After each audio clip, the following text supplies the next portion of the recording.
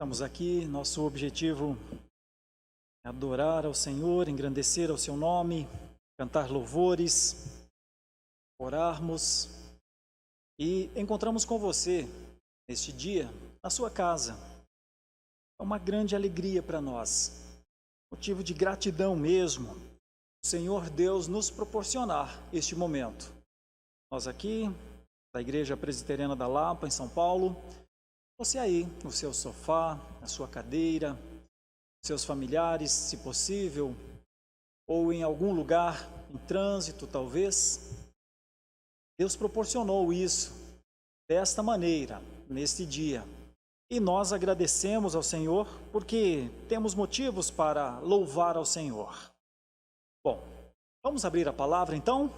Quero convidar você a abrir a Escritura em Hebreus. Capítulo 6, Hebreus capítulo 6.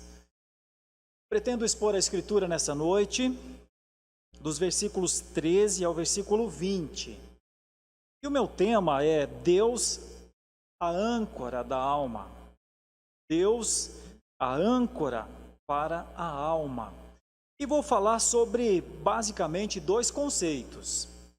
O conceito de firmeza confiável, firme e confiável, e o conceito de eficiência e definição. São palavras que sintetizam as ideias. Hebreus capítulo 6, dos versículos 13 a 20, com ênfase no versículo 19. Pois quando Deus fez a promessa a Abraão, estou no 13, visto que não tinha ninguém superior por quem jurar, jurou por si mesmo, dizendo: certamente te abençoarei e te multiplicarei. E assim, depois de esperar com paciência, obteve Abraão a promessa. Pois os homens juram pelo que lhes é superior, e o juramento, servindo de garantia para eles, é o fim de toda contenda.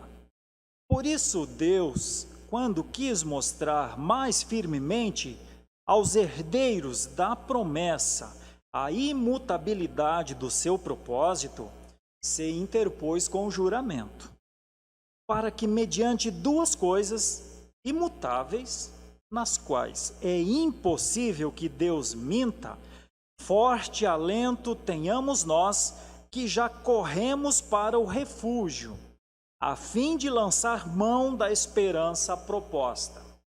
ênfase do 19, no 19. A qual, no caso a esperança, a qual temos por âncora da alma, segura e firme, e que penetra além do véu. Onde Jesus, como precursor, entrou por nós, tendo se tornado sumo sacerdote para sempre, segundo a ordem de Melquisedeque. Bom, essa é uma passagem de alguns versículos, 8 versículos, e a Sociedade Bíblica do Brasil coloca o título A Imutabilidade da Promessa de Deus. Na verdade, é este mesmo pano de fundo. É Deus com sua promessa, com seu juramento por si só, por si próprio, o que dá uma garantia, uma promessa duplamente garantida. Realmente é esse o pano de fundo. E o versículo 19, então, muito sugestivo para os nossos dias, para este momento, a qual temos por âncora da alma, segura e firme, que penetra além do véu.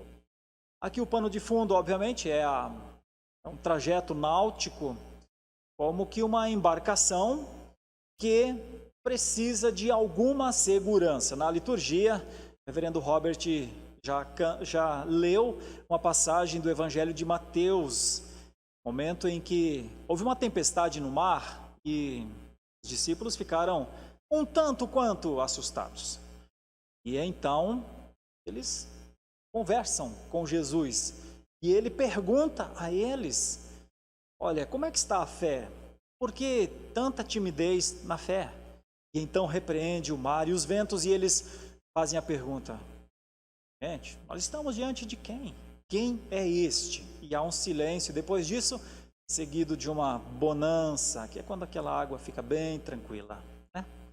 Nós também já cantamos um hino que fala que se tem algum poder, o poder é em Cristo o Mestre. Nele, nossa vida salva está. E ainda cantaremos um hino, ministrados pelo reverendo Gilberto, que é Sossegai. Ao final, depois desta meditação. Bom, então o contexto é muito marítimo, não é? Eu quero falar um pouco sobre isso, começando com uma ilustração, na verdade, uma realidade. Você deve saber, alguns navios estão vagando pelos nossos oceanos neste momento. E eles não podem aportar. E as nações, os países não estão aceitando que esses navios ancorem. Porque, obviamente, nós estamos vivendo uma pandemia do Covid-19 e os países não querem que estes navios ancorem nos seus portos e tragam para dentro dos seus países mais enfermidade, além daquilo que eles já estão enfrentando. Mas pense comigo no estado de quem está em um destes navios. São vários mesmo, em torno de 5 a 7, 8, 10 talvez. Para as pessoas que estão dentro do navio, a maior esperança delas é ancorar. Por quê? Elas estão percebendo o crescimento da doença, a doença é altamente contagiosa. Em alguns casos, inclusive, já há óbitos. Imagine você dentro de um navio que você sabe que já existem óbitos por causa de uma pandemia que é mundial. Esperança. Porque no ancorar, as coisas, o homem foi feito para pisar na terra, para viver e conviver com as pessoas. Ninguém suporta muito tempo em alto mar. Então, quando o capitão dizia, já temos uma data para ancorar, normalmente se ouvia um ovacionar no convés, na proa. Pois é. Se a esperança daqueles que estão nos navios hoje é ancorar, o que será que nós podemos propor como uma boa notícia quando Deus é a âncora da alma? Qual é a boa notícia a dar neste momento? Bom, eu quero dividir essa boa notícia, então, em duas. Primeiro, que ela é uma boa notícia porque Deus é firme e confiável. E também que Deus é eficiente de tal maneira que o que Ele faz não é transitório, é definitivo. Vamos pensar dessa maneira?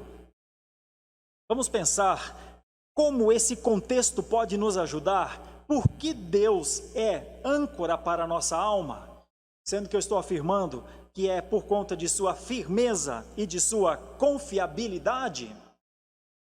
Você já deve ter percebido que o nosso assunto aqui tem a ver com segurança e insegurança. Para alguns, saber que Deus é a âncora para a sua alma é uma segurança. Dá vontade de dizer aleluia, glória a Deus. Mas você precisa convir comigo que se Deus é âncora para a alma, é possível que haja alguém que não esteja desfrutando desta segurança. E então, como vive alguém que não tem uma esperança segura? Como? Houve um filósofo chamado Epícteto que disse o seguinte: um navio não pode depender somente de uma âncora.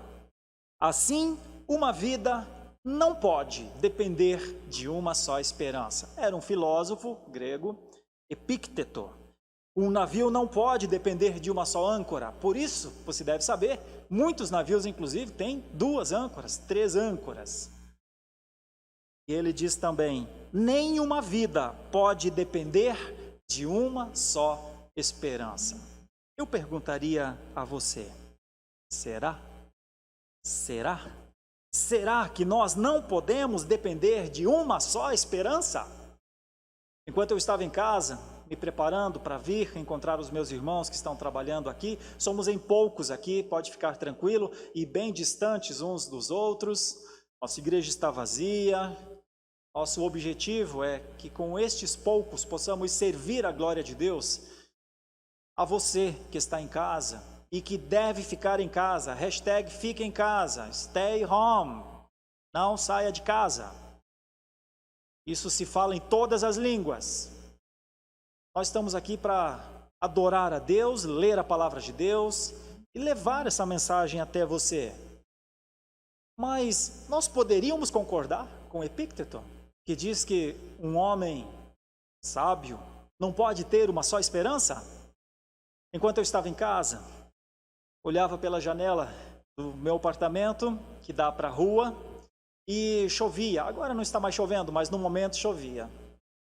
E então eu percebi que um motociclista destes que estão entregando, aliás, uma das classes que mais tem trabalhado neste momento no Brasil, entregando alimento, ele vinha, obviamente, se molhando muito pela rua, e então ele percebeu uma árvore e ele parou embaixo daquela árvore e ficou ali, talvez na vã esperança de que não se molhasse.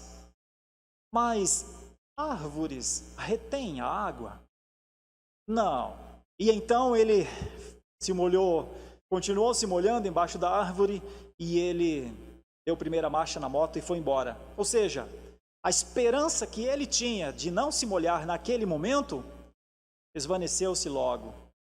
Eu preciso dizer uma coisa com muita responsabilidade, com muito temor. Muita gente tem falsas esperanças mesmo. E eu preciso dizer isso, quem lhes fala nessa noite, nesse instante, é o maior dos pecadores. Nem eu, nem qualquer pregador deste púlpito está aqui para dizer o que as pessoas têm de fazer. Nós estamos aqui para ler a palavra de Deus e a primeira pessoa que ouve a mensagem da Escritura é o próprio pregador. Então, aqui não é uma pessoa correta, perfeita, que fala a imperfeitos que tornem-se perfeitos. Não é. Fique em paz. Aqui não é de cima para baixo. Inclusive a própria câmera está acima de onde nós estamos. É de baixo para cima que eu estou falando. É do pior para os melhores que eu estou falando. Mas eu tenho de dizer, à luz da palavra de Deus, é possível que nesses dias muitas pessoas estejam sim com falsas esperanças. E eu vou citar situações que certamente lhe ajudarão a pensar, que é o que nós... Aqueles que sempre estabelecem uma guerra entre o bem e o mal. Entre o bem e o mal. A pergunta que eu faria é: o lado que você está, maniqueísta, vai vencer? Aqueles que são convictos, convertidos à teologia da prosperidade, por exemplo. Como vocês definem, principalmente os líderes das igrejas da prosperidade nesse momento? O que vocês falam aos seus fiéis? O que vocês falam? O que vocês falarão quando perderão os seus empregos? Porque haverá um momento em que pastores perderão seus empregos. O que vocês falarão? Quando uma ameaça de recessão está à porta? Quando um colapso de sistema de saúde está à porta? Quando pessoas vão perder emprego? E quando indústrias ou empresas não suportarão? O que falarão? O que estão falando agora? O que as ciências sociais poderão responder? Encontrarão solução no homem? É o homem que soluciona o problema agora? Deixa eu falar com os estoicos, aqueles que estão sempre muito senhores de si, inabaláveis, como sempre foram os estoicos. Vocês vão permanecer? Vocês permanecerão? Como, por exemplo, achando que isso aqui é uma gripezinha. Vocês permanecerão pensando assim? quando o primeiro-ministro da Inglaterra, não da Grã-Bretanha, não reconheceu a gravidade dos fatos, pensando na economia, porque o Reino Unido recém havia saído do Brexit, precisava sustentar a sua economia. Pensou na economia, ótimo. Só que ele próprio foi acometido da enfermidade. Além dos estoicos, deixa eu conversar com os pós-milenistas. Vocês acham que está melhorando? As coisas estão melhorando? Você acha realmente que as coisas estão melhorando? E então as coisas vão melhorando, até aquele momento em que Cristo aparece lá no fim do céu. Temos pressupostos de melhora? Deixa eu falar com os ateus. É grande o número de ateus num país como o nosso, infelizmente. Mas nós não falamos só para o nosso país, falamos para onde estes gigabytes levarem esta meditação. Ateus, vocês continuarão a negar o poder de Deus? Deixa eu lhes perguntar. Ateus, vocês imaginaram Roma vazia um dia? Vocês imaginaram Londres vazia um dia? Vocês imaginariam Madrid vazia um dia? Vocês imaginaram a primeira, segunda, terceira, quarta, quinta avenida? Eu não vou rir de vocês, a história ri de vocês. Por que eu digo isso? Por causa das falsas esperanças. Quanta gente com falsa esperança, esperança em homens, esperança em si, esperança em uma árvore que retém a chuva. Porventura poderia o Egito ter alguma esperança de que as pragas parassem na quinta ou na sexta? Qual a esperança que pode ser identificada como a âncora da alma? Qual? Eu não tenho dúvida. Nós estamos sobre regime de disciplina, não tenho dúvida. Aqueles que não são afeitos às linhas evangélicas, a forma de falar ou entender a palavra disciplina, compreendem o que eu quero dizer com disciplina, porque eles estão num novo regime, numa nova forma disciplinar, estão sob uma disciplina, precisam ficar sob uma disciplina, imposta obviamente pelos governos ou imposta pelo bom senso, de alguma maneira, estão sob disciplina. Mas nós que somos cristãos entendemos um pouco melhor a palavra disciplina. E eu vou dar um motivo, meu argumento sobre esse momento de disciplina. Todos os dias, dia após dia, uma humanidade se levanta para negar a Deus. Todos os dias, pacto espiritual quebrado, pacto social quebrado, pacto cultural quebrado, todos os dias. E então, por causa dos seus erros, por causa da sua inaptidão, por causa da sua escuridão, incorre sobre si mesma, humanidade, uma dura disciplina. Todos estamos sob disciplina. Alguns perguntam, é o fim do mundo? A ninguém cabe dizer se é o fim do mundo. Não está escrito.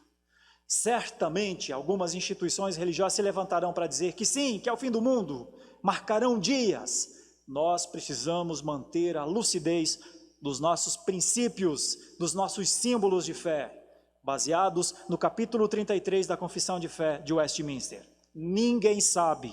Deus não permitiu que ninguém soubesse, para que nos últimos dias não se levantassem aquelas pessoas para, com justiça própria, provar ou querer provar que estão aptos para o reino dos céus. Não, o Senhor não marcou data para a volta do Messias. Então a nós cabe apenas vigiar. Nós não estamos aqui para outra coisa que não seja dizer ao mundo, vigia, dizer aos cristãos, andem no Senhor, esperem no Senhor, Ele é a âncora da alma, e dizer àqueles que ainda não confiam no Senhor como a âncora da alma, que vocês precisam conhecer a firmeza e a confiabilidade do Senhor.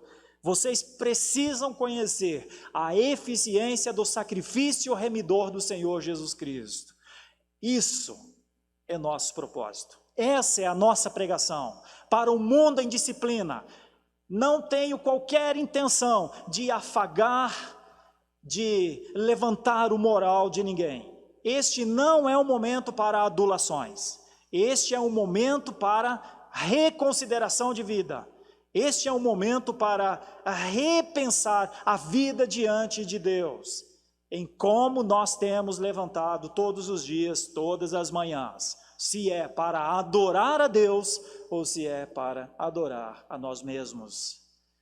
Este é um momento para baixar os olhos, para ajoelharmos-nos. Este é um momento para chorarmos por nossos pecados. Este é um momento para encontrarmos na esperança que vem de Deus, a sua firmeza. E então eu passo a falar sobre o texto que tem a ver com a nossa vida, porque o contexto é muito maravilhoso. Estou dizendo que Deus é a âncora para a alma. O primeiro argumento é firmeza e confiabilidade. Por que eu estou falando isso exatamente no momento de muitas dúvidas e muitas apreensões? Porque tem duas palavras aqui que nos ajudam a pensar. Por que Deus é a âncora da alma? Primeiro, porque Ele prometeu a Abraão, nós vemos aqui, Ele disse, certamente te abençoarei e te multiplicarei. E quando Ele prometeu, Deus não prometeu uma coisa só para Abraão, ou uma ou outra promessa. Em Gênesis 12, 7, Deus prometeu a terra a Abraão. Em Gênesis 17, 5, Deus prometeu a descendência a Abraão. E em Gênesis 22, 16 a 18, quando Deus fala sobre o que seria o seu povo no futuro, Deus faz a promessa e se interpõe com um juramento. Nós lemos no texto, o homem sempre se compromete com alguém, o fiador de alguém, é alguém que tem mais condições do que ele.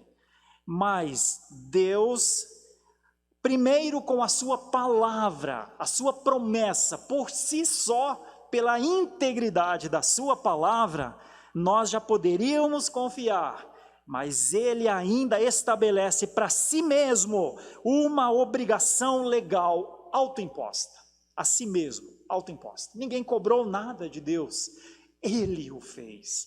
E estas duas palavras, meus irmãos, essas duas palavras nos ajudam a pensar na firmeza e na confiabilidade da esperança. Essas duas palavras podem nos levar a pensar que podemos ter uma esperança segura. Não como quem se achega para debaixo de uma árvore para escapar da chuva. Não como quem aposta no ser humano para a solução dos seus problemas. Não como alguém que acha que pela sua força, pela sua capacidade, resiste aos problemas. Não, não mesmo. Ao contrário, nós podemos descansar na firmeza da promessa de Deus, porque Ele prometeu e jurou por si mesmo. Isso não é pouco, meus irmãos.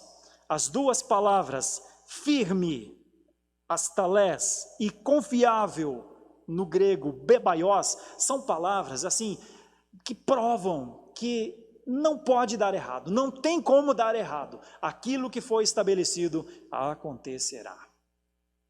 Por isso essa é a primeira ideia da nossa meditação nessa noite. Porque Deus é a âncora da nossa alma, porque a sua palavra é firme e confiável. A sua palavra é firme e confiável. Os momentos são de muitas dúvidas e de muitas apreensões. Qual a velocidade do contágio? Por exemplo, No Brasil, nós já temos o coronavírus brasileiro, que é quando ele assume as características do lugar. Nós temos pessoas que têm o vírus no Brasil, mas que não vêm lá de fora.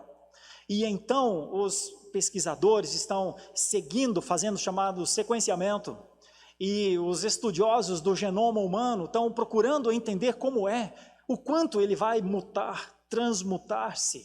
E a ciência precisa correr atrás para conseguir apresentar a melhor maneira de tratar o vírus. Mas qual é a sua velocidade? Será que a letalidade do vírus nacional, o vírus de cada país, é a mesma? Nós podemos fazer essa análise dessa maneira? Então, sim, são momentos de muitas dúvidas. Há apreensões também. Nós temos ordens de isolamento, né? Mas a pergunta é, por quanto tempo? Por quanto tempo? Por quanto tempo? E o quanto de segurança tem nisso? Alguns já acham que não, que deveríamos abandonar o isolamento. Eu só estou falando que há pessoas com muitas dúvidas, outras pessoas muito apreensivas.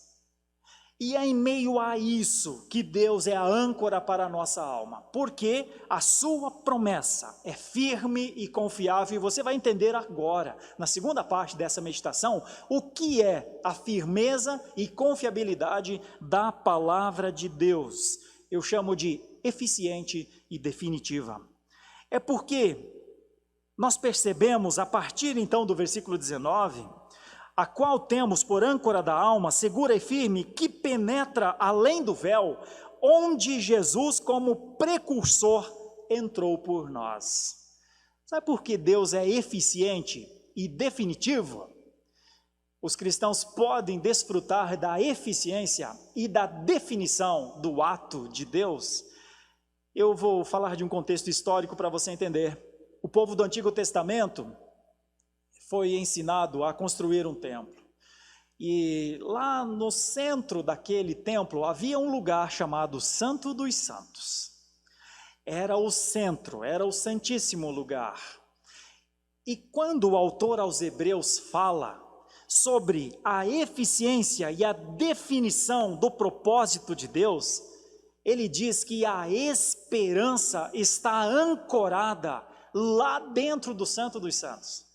Lá dentro do santo lugar, no santo lugar, a nossa esperança está firmada, ancorada, num ato total e pleno que é a morte, o nascimento, a morte e a ressurreição e então a ascensão de Jesus Cristo.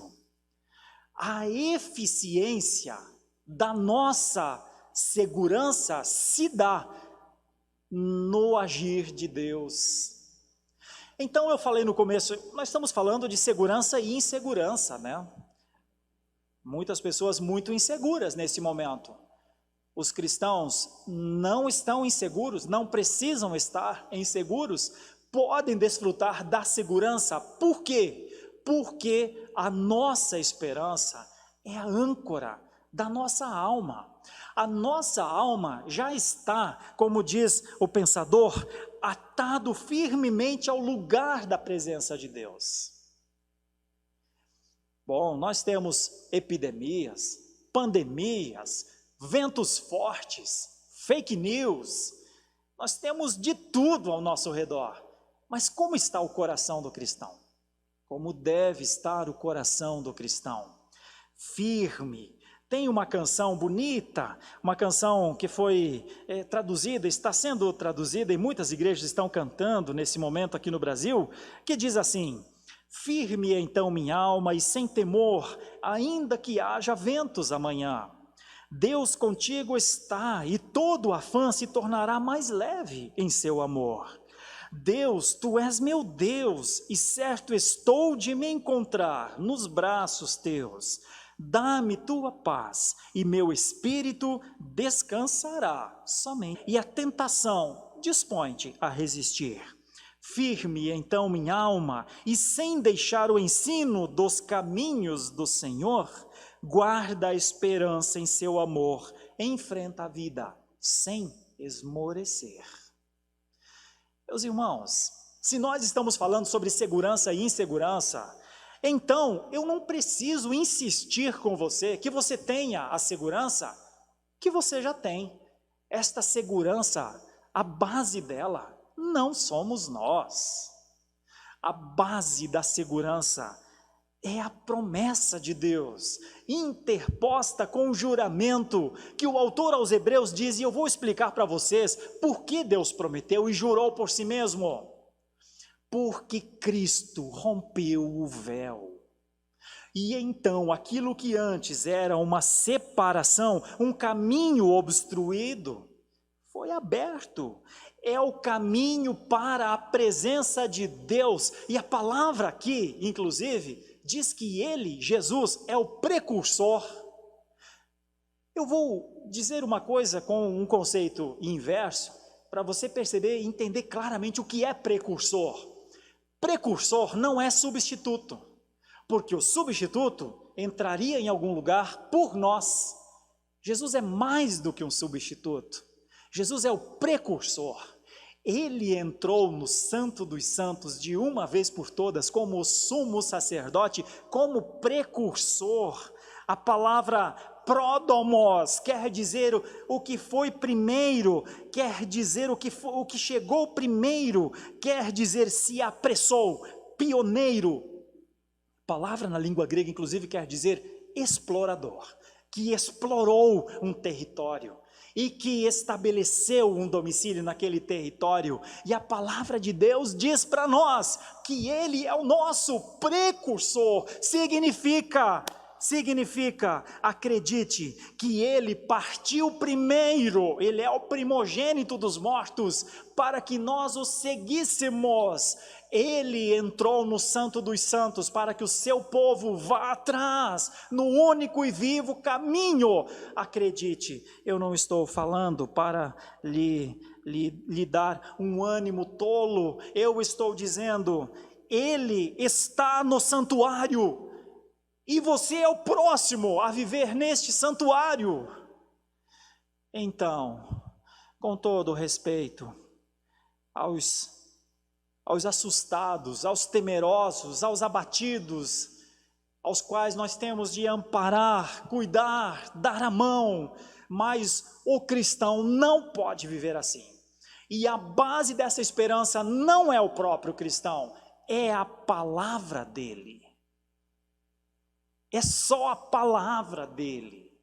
É a palavra dele que diz quem é Jesus. Jesus é o precursor, tendo se tornado sumo sacerdote segundo a ordem de Melquisedeque. Meus irmãos e irmãs, eu quero caminhar para a conclusão dessa meditação, relembrando por que Deus é a âncora para a sua alma, para a nossa alma. Por quê? Porque a sua promessa é firme e confiável. Ele prometeu, cumpriu com Abraão, disse que faria de Abraão uma grande nação, e fez. Disse que os filhos de Abraão estariam espalhados pela face da terra por todas as gerações, e eles estão. Você é a prova disso. Onde você está? Você é um destes filhos, os filhos da promessa. Mostrou nas Escrituras como é que o sumo sacerdote, segundo a ordem de Melquisedeque, estabeleceria para sempre o sacrifício no seu corpo, para que todos nós estivéssemos também neste santo lugar. Deus é a âncora da alma por conta dos seus atributos. Ele é firme e confiável na sua palavra, ele é eficiente e definitivo nos seus atos. E nós cristãos sabemos disso. E por sabermos disso, que a âncora da nossa vida é firmada sobre a parte central do tabernáculo, a presença de Deus, a pessoa de Jesus Cristo, então nós podemos dizer para Epicteto: você estava errado, ó grande filósofo. Grande sei lá de quem, mas é dito na história que é grande. Você estava errado. Um navio e uma vida podem ter uma esperança só. Sim, ela se chama Jesus Cristo. Os cristãos têm uma só esperança, Jesus Cristo. Por que podemos ter esta única esperança? Porque Ele disse: espera, crê, confia, só isso. Por isso nós podemos dizer aos maniqueístas: a questão não é uma briga, uma luta entre o bem e o mal. A questão é o Deus Santo, que vê todas as coisas, as abominações dos homens. E muitos maniqueístas estão agora esperando que esse adversário caia. Para quê? Para continuar pecando depois? É isso? Para quê? Para continuar esperando o próximo inimigo? É isso? Não, maniqueístas. Vocês precisariam reconhecer que há um supremo bem, é só Deus, e todos nós, como pessoas más, precisando de arrependimento. Para aqueles que ainda continuam, não sei como é que ficará a vida destes, mas aqueles que ainda continuam adeptos da teologia ou teoria, né? Porque é quase uma ofensa a palavra teologia, a teoria da prosperidade. A minha esperança ainda é que vocês reconheçam que a prosperidade única é a da alma. É aquele lugar que nos aguarda para todo sempre, que não tem um céu para a terra. Vocês deveriam parar de enganar o povo de vocês. Vocês deveriam assumir um propósito de humildade, de oração, não para buscar mais riquezas, mas para buscar a salvação. A minha oração continua sendo esta: que dentro dos arraiais neopentecostais, a palavra faça o trabalho dela e tire milhões das algemas da mentira. O que eu diria àqueles das ciências sociais que estão procurando a solução nos homens? Reconsiderem. O homem pode solucionar este problema de agora, resolve até o problema do vírus, mas resolverá o problema das bactérias? Ainda até hoje, uma grande muralha para a medicina.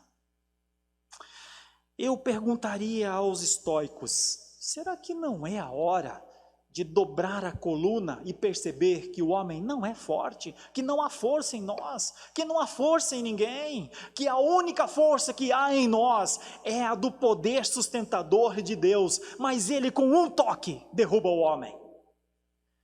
Porventura continuaríamos a apostar todas as forças no homem? Eu diria àqueles que estão esperando ou imaginando que o mundo vai melhorar: sério isso? Será que não é hora de reconhecer o que está lá em Mateus capítulo 24, que a vinda do Filho do Homem seria precedida por sinais? Isso deveria levar a igreja a um estado de alerta, e que as coisas piorariam, e que então, quando estivesse nesse estado de cristãos entregando cristãos, de homens odiando homens, a esperança acabada, será que não seria a melhor maneira de entender as Escrituras para o momento da vinda do Filho do Homem? Pensem. Eu diria aos ateus: reconheçam que Deus é soberano, mesmo que vocês não consigam nesse momento admitir, mas considerem à luz da inteligência, considerem. O que está acontecendo agora? Por que essas capitais todas estão paradas? Você não pode achar que é razoável atribuir o nosso estado de inanição mundial, de clausura, fechados dentro de uma casa, ao acaso. Não queiram nos convencer disso. É melhor firmar a alma no Senhor. É melhor ter a esperança ancorada nas promessas de Deus. É melhor. Aos cristãos eu digo: persevera. Deus não mente. A Escritura diz: Jesus está no Santo dos Santos. eu e você temos a promessa de viver na presença de Deus por Jesus. Então, continuemos com esperança, mas em Deus. E vivamos de maneira responsável no mundo. Essa é a hora para evangelizar. Não fiquemos ou não hajamos como aqueles que não consideram o soberano Senhor governando.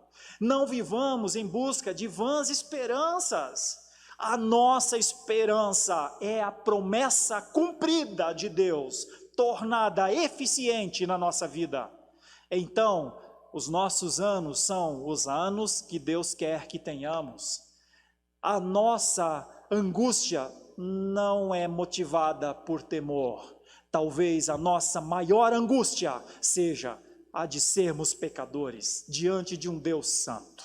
Então evangelizemos como pecadores, não como os perfeitos, como gente que erra. Eu tenho de dizer aos meus filhos que estão assistindo lá na minha casa, a minha família precisa entregar a vida a Cristo. Esse é o único jeito, é a única esperança. E falando a minha família, eu posso falar com todos. Todos nós precisamos da única esperança. Jesus Cristo é a única esperança. E essa é a força da nossa propagação. Não é acalmando o mundo, é colocando o mundo na situação real. A igreja precisa provocar essa resposta no mundo. E a nossa pregação precisa provocar uma resposta. Nós não somos donos da resposta, mas a pregação reformada precisa provocar uma resposta. Jesus Cristo é o Senhor, o único. É ou não é? Eu vou orar ao Senhor.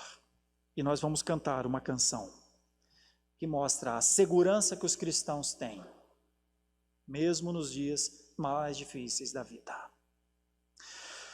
Ó Deus, o Senhor é o Senhor, continua soberano Senhor. Nossas colunas se dobram, nosso rosto encosta no chão, nossa vergonha é muito grande, nosso pecado é maior do que nós. A maneira que como humanos temos vivido está tão distante de reconhecer o Senhor como o soberano das nações. Me alegro, Senhor, de ver que algumas autoridades mundiais começam a falar com seus países, dentre eles alguns presidentes aqui da América Latina, convocando o povo ao arrependimento, ao estudo da palavra de Deus em casa. Mas as maiores nações não fizeram isso, mesmo as de herança protestante.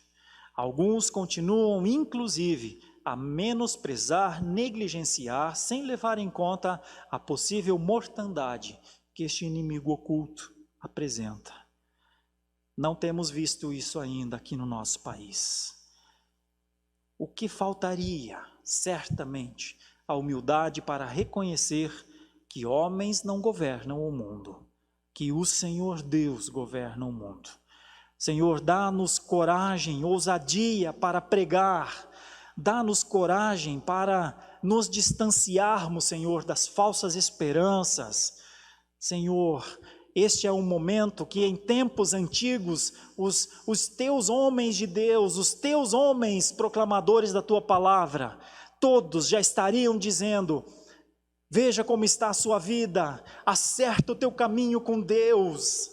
Mas, Senhor, nestes momentos, poucas são as vozes que falam do governo do Senhor, do justo governo.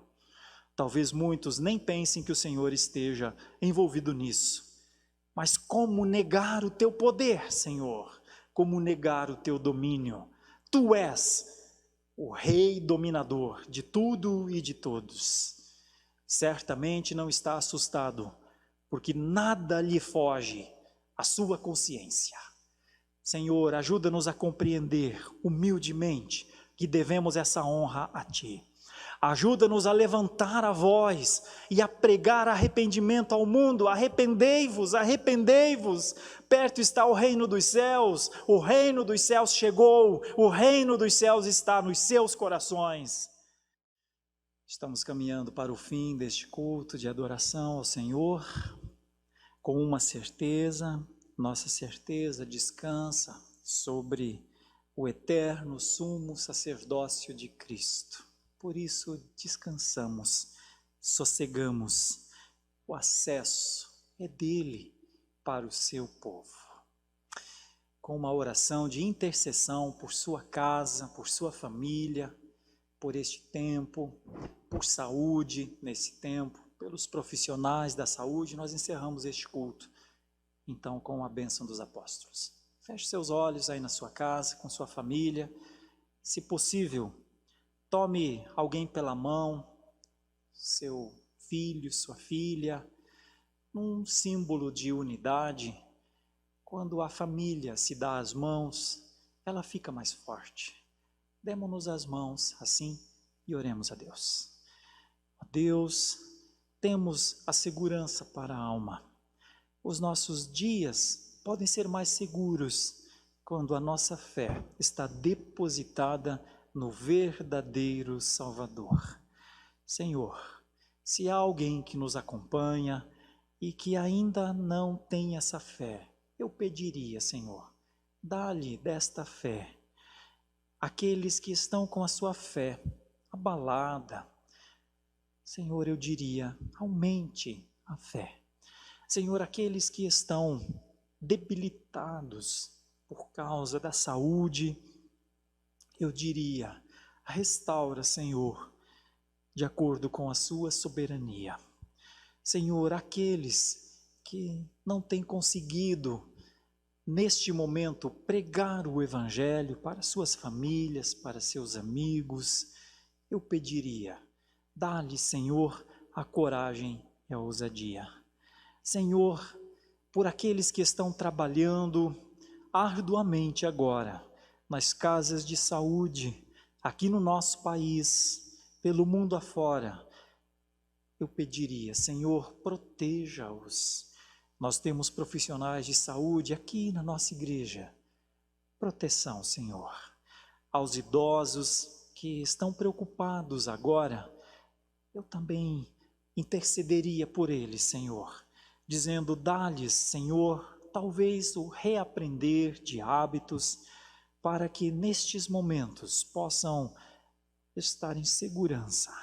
Senhor, aos jovens que talvez pensem que não contrairão, ajude-os a ver que isto não é uma verdade absoluta e que precisam de proteção também. Senhor amado, por nossa nação, por nosso mundo, Senhor, neste momento, que é o mundo que o Senhor amou, como diz a Tua palavra, que deu o Teu Filho unigênito, para que todo aquele que cresce no seu Filho, não perecesse, mas tivesse vida eterna.